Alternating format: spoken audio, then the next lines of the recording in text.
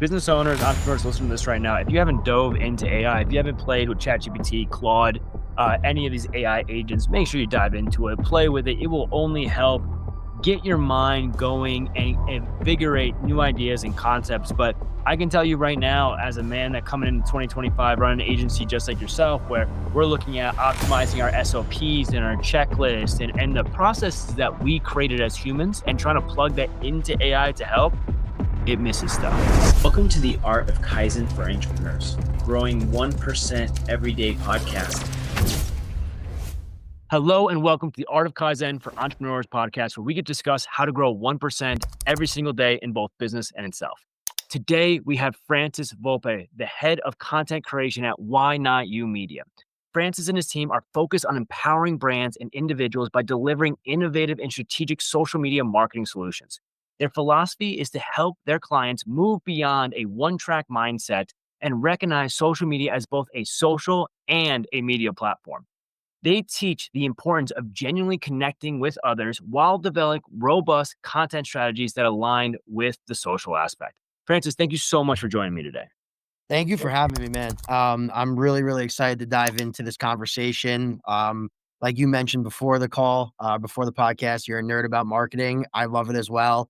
I love this space, and I'm just excited to be a part of it and see where this industry grows and, what changes throughout the years.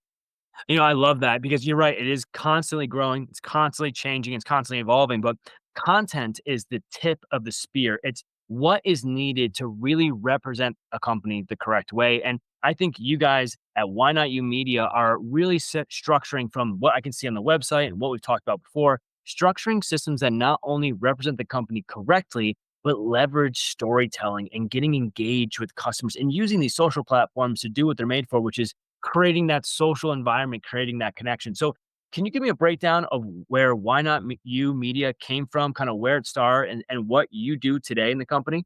Yeah, absolutely. So Why Not You Media started about 6 years ago. Myself, my business partners, Tony and Michael. I actually have known Tony since high school. Michael and Tony have been best friends since they were actually in second grade. So there's that connection there. And Tony and I, just to tell you a real quick background of how we just started the business, we reconnected when we were both graduated college, and he was working in construction. I was kind of going the finance route, and we came together and we were just, networking again together and just seeing what's going on, what he has happening and what I have happening. And then he started a networking group called Diamond Networking Group. And it was every Wednesday at a cigar lounge, right where in Westchester County, where we're from. He's from the Bronx, actually, and Michael's from the Bronx. But we started going there every Wednesday, and eventually, the networking group grew, from 30 people, and it begins to shrink. And it ended up just being the three of us, and we decided to close the doors. And we were deciding, what can we do together? The three of us are aligned mentally. We have goals. We want to impact. We want to help people. We want to do more than the status quo of go to college, get a job, get married, have kids, and just, that be it. We were like, all right, how can we do something bigger than us? And at first we wanted to do events, right? Like that was the whole goal. We want to start putting together events and bringing up people like yourself, people that are in world of business or just have succeeded in some aspect of life, and give people tangibles that they can actually use to help better themselves, right? We didn't want any sales pitching. We didn't want it to be, the atypical entrepreneurial event that you go to and all of a sudden you get pitched at the end to go buy a book, right? So that was the first thing. But then we realized we don't really have any money to do this. We were young, 23, 24 years old. We were like, this is expensive. And I said one day, Tony had started building a brand in college on Instagram, and he was putting out motivational stuff. And just, back then, you're going back 7-8 years ago, it was easier to grow on Instagram. So he had, really grown a following, had probably about almost 30,000 at the time. And I looked at him and I was like, let's start a marketing company. Let's get into this world of social media. We see how powerful it is. So why don't we teach people how to leverage it and build a brand? I had just a quick anecdote to add in there. I was actually working also as a professional stunt performer for television and movies. So I had my SAG card and I was around a lot of content creation, but big film sets and things of that sort. So I was like, I can direct the content side of things. I'll dive into this. Michael's all back end operation systems, and Tony loves network and sell. And it was just like, I like to call it like it's a divine intervention. And we came together and we were like, all right, we're going to do this marketing thing, but we need a name. And my mom always used to say to me growing up, why not you? Why can't you become the next big thing? And I said, guys, why not you? And they fell in love with it. And we just added media at the end, dropped the W and the H, because the Y represents the individual. And now it's just why not you media. And it started out with just, us in an office, the office I'm actually sitting in now that's been fully renovated, and just sending out messages, just trying to meet with people, meet with business owners and people that wanted to learn about social media and grow a brand and see the power of it. And in 2019, Tony and I left our full-time jobs. Michael stayed where he was. And within probably like 7 or 8 months, we were able to get Michael to leave his construction job, working as a project manager at a large firm in New York City, and bring him on with us full time. And 6 years later, we at one point, before COVID, had 20 people under us. Obviously, COVID changed a lot of things, but now, we're 10 people, and we're cranking. We do content creation / strategy, paid advertisement, website development, and consulting. Those are the 4 pillars of our business, and we're actually rolling out full management of social media platforms for clients. It's in the beta portion of the rollout. So we're hoping to have that fully ready to go February, March. But that's a quick story of how we got started. And dude, what an excellent story. I mean, people coming together, you find your buddies that want to work as hard as you do, and then you put together a system and an operations to help the world of where it was at. And when was that when you guys first came together? What year is that? So we LLC'd in November of 2018. And I like to say we really started in February of 2019. Gotcha. And then ever since then, I mean, obviously with your expertise being a stuntman, which is awesome, right? So sick, but having and seeing what high level production really takes, what the cameras are, the angles, the imagery, the storyboarding, the Yep. lines that need to be into it, right? It starts that combined with sales, which is a necessity for any entrepreneur, any business owner out there. Yep. We all know, we got to be able to sell, right? And then the scalability comes from the operations guy. You guys had the 3 musketeers to come together and structure something that could be a well-developed business and give good quality to the client. So I got to ask you, when you're developing this, obviously you came into a time where social media is becoming more and more apparent of how successful it could be for clients and how much it could grow a business. But as you go through this process today and you bring on new clients, do you feel like there's a certain problem in the market that why not you media really solve, something that like you see consistently from business to business? Maybe it's the lack of understanding of storyboarding. Maybe it's the lack of understanding of what quality content is. But what is the biggest problem that you guys are solving every single day with Why Not You Media? So I think there's 2 problems, right? I think one, it's time, so a lot of the professionals that we deal with, so we work really in that professional space, financial institutions. We also work on the retail space. We have the restaurants, the gyms of that sort, but time is a big problem that a lot of these business owners have. So we're taking a lot of that brunt work off of them, the thinking, right? The ideation that goes behind the content creation, right? The shooting of the content, the editing of the content, right? So that's a large portion of it. And then which they love, right? Any business owner that is successful and is busy and running around and doing things, like picking up your phone and creating something or posting something is like the last thing on your mind, right? Like you have payroll to worry about, you have this fire to put out. So that's definitely a problem. And then the second is exposure, right? We are helping them get the exposure that they never were when they were growing these businesses exposed to, right? To use the same word, right? So they know, no matter how successful that they are, that it's a necessity for people to continue to see them. Because a lot of these business owners that we work with are anywhere from 35 to 65. And, even the 65-year-old gentleman or woman is just getting started, we like to say. Like there's so much more they want to accomplish, but they know they need the exposure to do it. And they need a team that is a product of their own service. We are very ingrained with social media, right? We're very ingrained on, multiple different platforms. And so they come to us and they're like, hey, we need the exposure that you guys are getting for yourselves. Can you teach us? Can you help us get that exposure? Because we want to move the needle. And we understand that marketing and social media can be that thing that takes us from, just easy number, from $2 million in revenue to 2.5 to 3 to 3.5. And it just gives us something that they never were used to. Used to do newspaper and radio and TV and all these different things. Now you have these free apps. So those are two big problems that we're solving, is the time that these business owners have and taking things off of their plate. However, we do require them to be involved monthly with us. It's not just a set and forget. Like, you have to be fully, because we mentioned that we're a team. That's a big aspect of our business. This is not, why not you does everything and you guys sit back and do nothing. No, we are a team. So we have them fully involved, but then it's also getting the exposure for them that they might not necessarily be able to do themselves.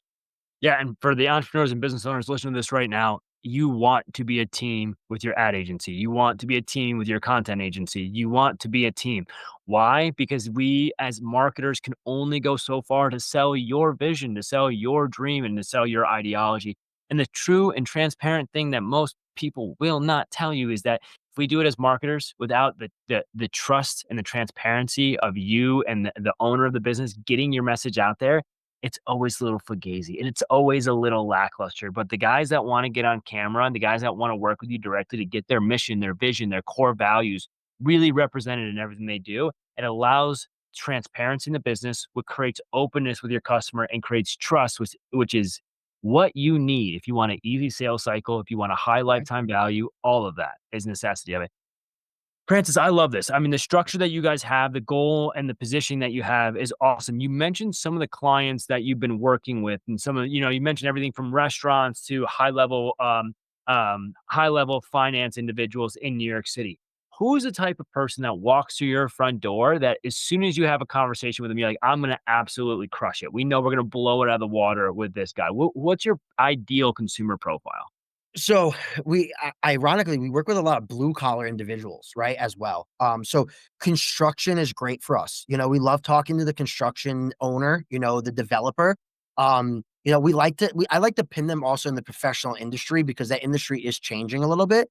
So the construction owner, the developer, both my business partners have a construction background, so they speak the same language, right? But then there's also the wealth manager, right? The financial planner, the tax accountant, the CPA, right? So because we are able to speak that boring, like we like to call it the boring languages, right? Because a lot of people, like if you sit there with a financial planner, they're going to speak in certain ways that you're, as the end consumer, if you don't know what they're talking about, you get very confused, right? So what we love to do is take the complexity of these businesses, just from, building a house is not easy, right? It's not a simple task. Or financially planning someone for retirement and success is not easy. So what we like to do is take their worlds and simplify, right? That's what we love to do. So if you have something that's complex, we love to be able to break it down to keep it stupid simple, right? It's the KISS model, right? Everyone uses that. And then it's also the restaurant owner, the restaurant owner. So we really have a few avatars, because the restaurant owner, why we love them so much as well, is because they know and they see how powerful social media is because of what it's done to the food industry, right? I personally have seen it because I've built a brand with a buddy of mine called Snack Time TV. In just a year, it's almost 300,000 followers across 3 platforms, over 100 million views, all organic content. So like, I'm very, very ingrained in the food world. And I could speak that language as well. So that would really be our 3 avatars, those 3 types of individuals. The one that understands the power of social media, and then the 2 others that know it's a necessity, but they feel what they do is too complex and it'd be too confusing. So we come in, we step in, we're like doctors, figure out what's wrong, prescribe them what they need, and help them, get healthy in a sense, or, elevate their game. So that's really the world that we live in. I love that. I mean, I resonate with that 100%, right? There's a reason they call it food porn, right? It Yep. looks good. Everyone loves the look, right? So, and then when it comes to the complexity of some of these other industries and just how boring some of this stuff is, what it used to be, I should say. Yeah. The Yeah. opportunities are there. I mean, if it's from Huge.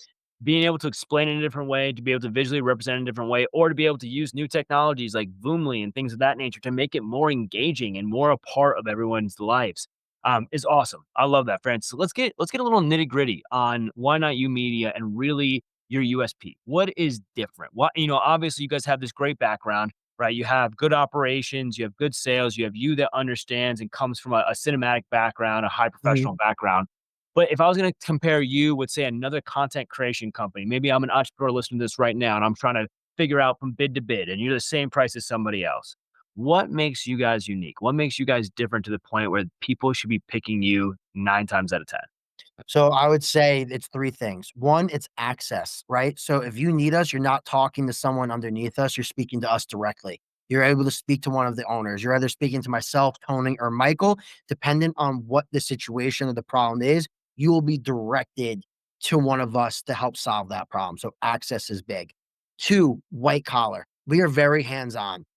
We're myself and my business partners are involved in every consulting session.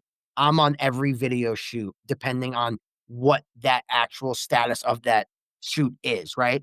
Um, and third, right, we are a new school business with an old school mindset. We are relationship first. We are not in the business of selling people. And what I mean by that is we get our business 90, I'm going to say 98% of it is referral, right? We get a lot of referrals. And when we meet people, we want to understand them. If they don't have, let's say, the funds or they don't have it's not the right time for them, right? And they don't wanna sign on, we still find a way to build a relationship with that individual, whether it's supporting their business and going and eating there, connecting them to somebody, right? I'm very blessed to have a business partner like Tony, who I know you've connected with, who has a mass network, right? As do I, and as does Michael. So we can find someone to add value. We want to build a true relationship with our clients, right? So to reiterate, 1 is access, 2 is that white glove boutique service, and it's a new business with an old school mindset, right? That we want to build a relationship with you and help you succeed, whether it's not if it's not through our marketing, it's through the connections and network that we have. Truly a development of a partnership with your clients. To work with them hand in hand, make sure you're there for them at all times, make sure that it's we like to say an extension of their arm, right? An extension of their Yes. business, right? Because you need content. You need to be able to represent yourself correctly. And the problem is every day, I'm talking to you entrepreneurs and business owners out there, every day you are not creating high quality new content to represent your business. You are becoming old, obsolete, and some 18, 19-year-old kid can come in and steal your customers because they have a better look, they have a better feel, and they have a better structure on why and how people are actually absorbing information in 2025, which is on these social platforms. It's how they go. Francis, obviously, you know what you're talking about. You're on top of your stuff. Why Not You Media sounds incredible, but to build this level of confidence, to have this repertoire of clients, to do what you guys do every single day, you got to go through some trials and tribulations. You got to go through the fire. You got to get burnt a little bit to understand what's right and what's wrong. What I call prudence, right? Mhm. So my question to you is, do you have anything that you could share with our listeners here of something that really resonated with you and changed maybe the way that you did business, or maybe it would resonate with them in the form of content creation that you look as a challenge or a failure that happened during the time of the business that changed the way that you do business today or changed the way that you look at creating content for your clients? Yeah. So a few things come to mind. I'll share a few things. The first thing, just from a content creation standpoint, is create content without expectation. I think what happens is because of the way social media is compiled together, we see so much of the great and the highlight, right? And you see creators that are or businesses that are exploding on social media, right? Whether it's TikTok, it's Instagram, whether it's YouTube or whatever it may be. And someone gets onto social media and they expect the same outcome, but they don't see all the failures below the surface of these businesses. How many pieces of content they were creating and posting or deleting or whatever it may be. So that's a big part of um, something for just creators and business owners in general is that create without expectation, right? But what leads into that, and I'll take this quote, I love it. It's from Alex Hermosi: do more, get better, right? Like at the end of the day, you're not going to get better at anything by not doing it. So if you're a creator, if you're an entrepreneur, whatever it is that you are doing, right? You have to do more to get better. And the only way to do that is actually the action of doing so. If you want to be a better content creator, create more content, right? If you want to be a better chef, cook more food. It literally aligns with any aspect of business. A third thing, feedback, huge. And I know you could probably attest to this, right? Feedback from clientele, feedback from past clients, right? Find out what they liked and what they didn't like. Send out a survey in your consulting session or whatever it is that you call it with your clients. Ask them, how do you like our service? What could we do better for you? Because when you're so in your business, right, there's obviously working in and working on, right? And when you're first starting out, you're working in your business. You have to. It's a necessity. You can't just work on your business and let it be passive. It's not going to grow. So when you're in your business, you might miss things, right? You might miss things that you didn't see, but your clients do see. And they might not mention it to you because they don't feel it's like it's their place. Ask them, right? And four, and I think I don't want to say it's the most important, but fail and fail quick. And what I mean by that is a failure is not a failure. It's a lesson, right? Losses are lessons. It's a cliche, but it's the God honest truth.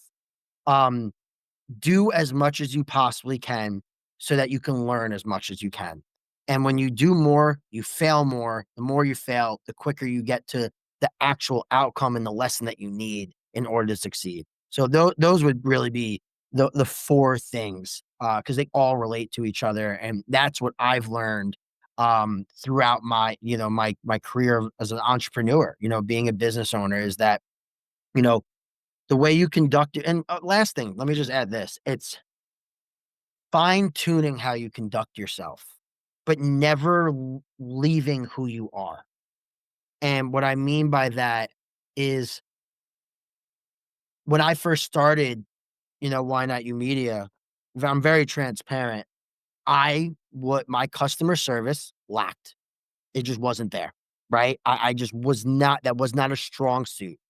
But I watched how Tony dealt with, objection, how Michael dealt with objection, how they conducted themselves.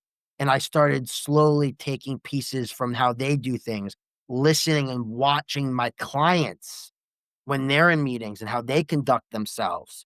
And I started to introduce that to my daily. And now I feel that there really isn't an issue or really a problem I can't get in front of in a professional manner while also conducting myself as Francis Volpe, not as a different person. Francis, I mean, first of all, listeners, go back about 2 minutes because each one of those points were extraordinarily powerful for not just being an entrepreneur, but progressing in life and pushing yourself to be better and putting yourself. You should always have a feedback loop. You should always push. You should strive to do more and find excellence through the failures, find excellence through going through the trials and tribulations and going through the difficult parts of life. So, Francis, this is awesome. We've talked about why Not You Media started, where it came from, kind of where it is today. Let's go into the future a little bit. Let's just talk about where we think content is going, especially for you guys as a heavy content creation company. I always think about how Zuckerberg tried to launch Meta and try to get into the VR and the AR world, and that kind of flopped on its face. But you never know what's going to happen these next coming years. So my question to you is kind of twofold. Where do you see one, Why Not You Media going the next 3 to 5 years? And where does that actually lead to the change of content development and content absorption in the world? Great question. And this is something I discuss with my business owners all the time, right? So obviously, let's talk about the elephant in the room, right? AI, ChatGPT, all these different softwares that are coming out. So I'm going to take a quote from a good like a colleague of ours, John Mendez. He said, AI will not replace you. A person using AI will. And I love that quote. And something that we've been bringing to the table with our clientele is how do we incorporate AI into their systems and treating it not as a software, but as an employee. Because as crazy as it sounds, this software in particular gets to learn about you. It's artificial intelligence. What you tell it is what it, retains and then can spit back out to you depending on how you prompt it. So I think AI is becoming 100% important to marketing agencies and those who are actually doing the marketing, right? The business themselves, if they're marketing, right? There has to be an incorporation, whether it's from ideation, right? To get you kickstarted.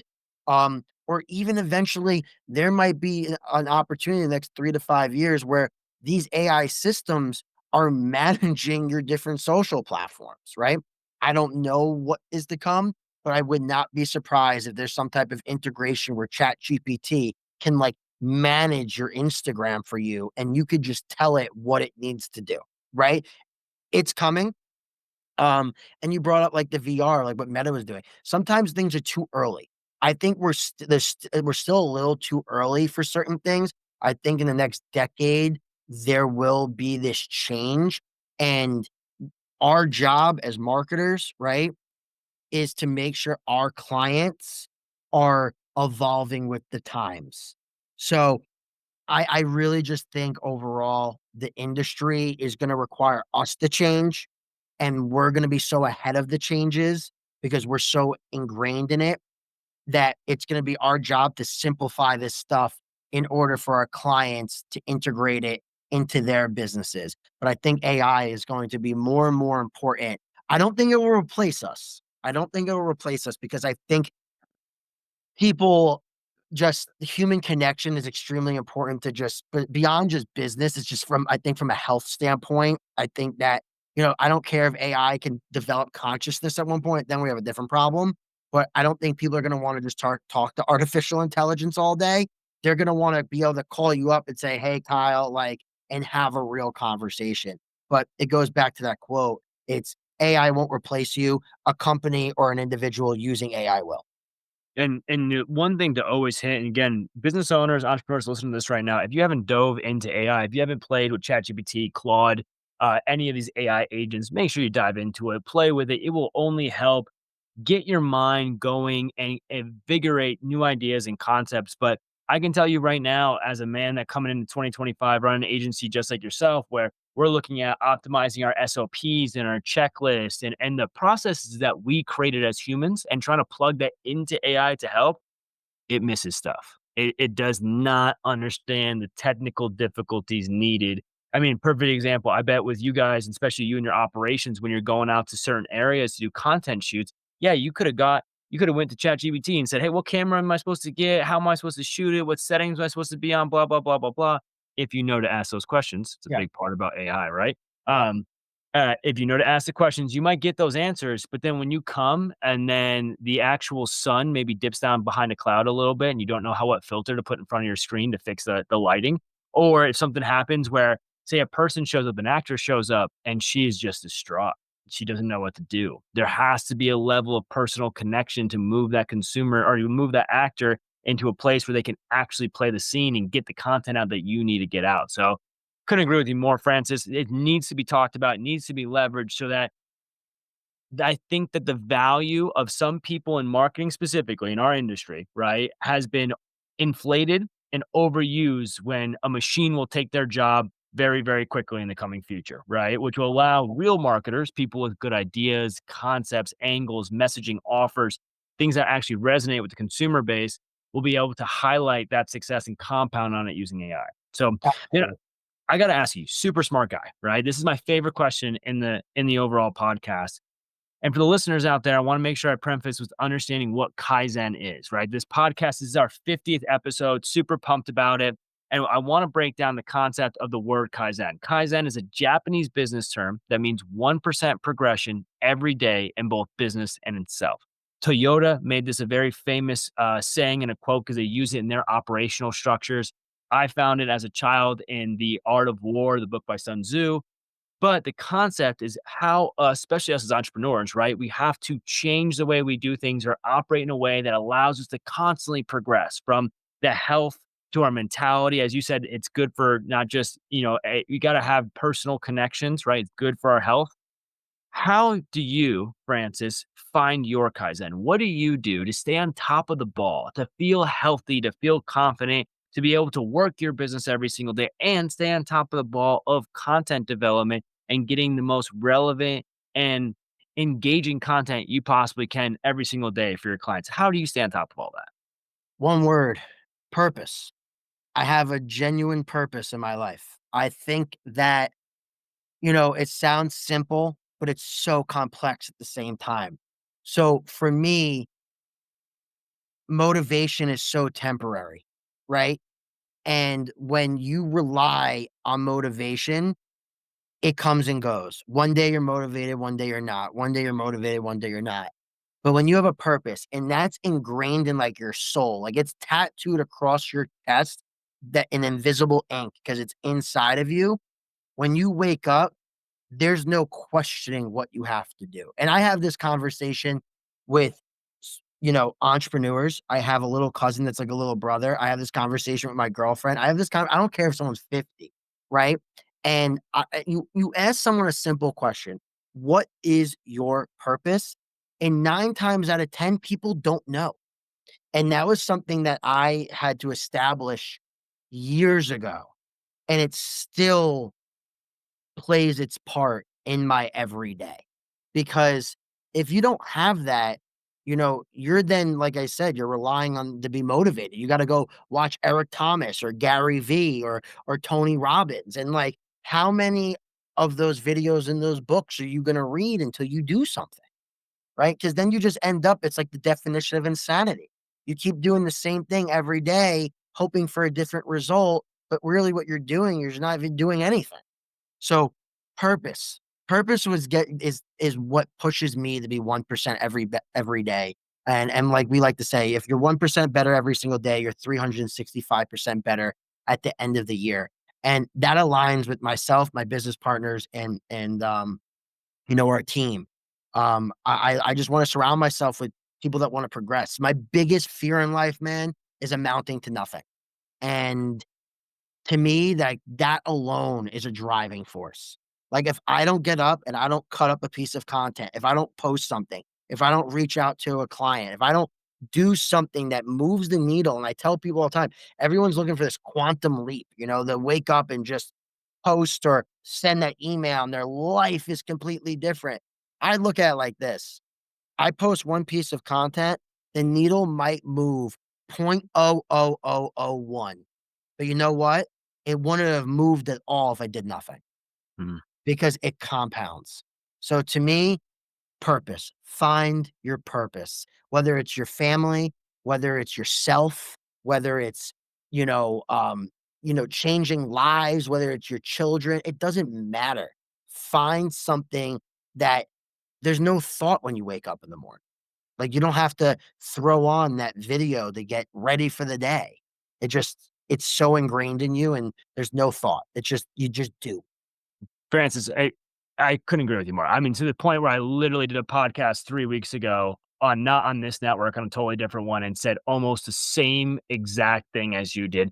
And to the point of understanding that motivation is just that chemical reaction that happens in your head, and it is fleeting. It disappears very quickly, and it can even get negative very, very fast. But Yeah. to have that long-term goal, to have that light at the end of the tunnel, that means that even if my legs feel like they're broken and my motivation is in the dirt, I know I need to take the step forward.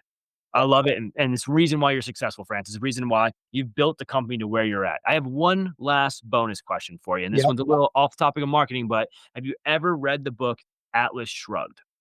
I have not. So this book, I don't recommend it. Super big, massive book, but the concept is sick, right? The concept of Atlas shrugs, not shrugged, I'm sorry. Atlas Shrugs talks about that you, me, and all the other business owners in the world, we move the world forward.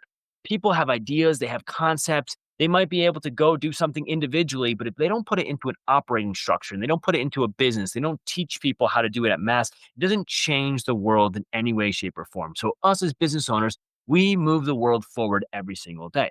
The book Atlas Shrugs talks about what happens if us, Atlas, the ones that are carrying the world, shrugged it all off. What if we all stepped away from our businesses? You walked away from your agency. I walked away from mine. The home improvement businesses, they just stepped away. Materials are laying there on the ground. The restaurants are abandoned. There's no one functioning and running them anymore. The infrastructure is still there, but there's no leaders picking up the problems, picking up the pressure, putting it on their shoulder and moving it forward. If that would happen today, Francis, and Atlas shrugged, we all walked away from our companies, what would be the first company that you would build tomorrow?